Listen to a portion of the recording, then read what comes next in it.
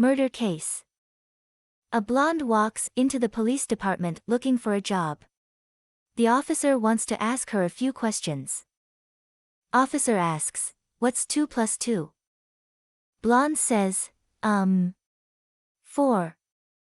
Officer asks, "What's the square root of 100? Blonde replies, 10. Officer says, "Good. Now, who killed Abraham Lincoln?" Blonde puzzled, I dunno. Officer replies, "Well, you can go home and think about it and come back tomorrow." The blonde goes home and calls up one of her friends, who asks her if she got the job. The blonde says, excitedly, "Not only did I get the job, I'm already working on a murder case." Psyched Up. In a class on abnormal psychology, the instructor was about to introduce the subject of manic depression. The instructor asked, "How would you diagnose a patient who walks back and forth, screaming at the top of his lungs 1 minute, then sits in a chair weeping uncontrollably the next?" A young man in the rear raised his hand and suggested earnestly, "A football coach."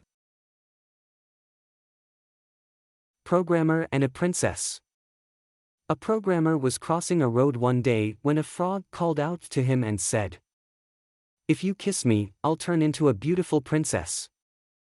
He bent over, picked up the frog and put it in his pocket.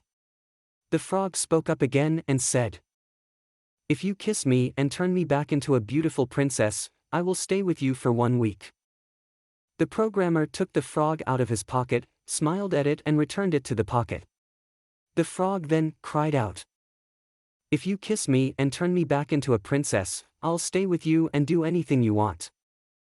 Again the programmer took the frog out, smiled at it and put it back into his pocket. Finally, the frog asked, "What is the matter? I've told you I'm a beautiful princess, that I'll stay with you for a week and do anything you want. Why won't you kiss me?" The programmer said, "Look, I'm a programmer. I don't have time for a girlfriend, but a talking frog, now that's cool." Good sport. At one point during a game, the coach said to one of his young players, "Do you understand what cooperation is? What a team is?" The little boy nodded in the affirmative. "Do you understand that what matters is whether we win together as a team?" The little boy nodded yes. "So," the coach continued, "when a strike is called, or you're out at first, you don't argue or curse or attack the umpire. Do you understand all that?" Again, the little boy nodded. "Good," said the coach, "now go over there and explain it to your mother."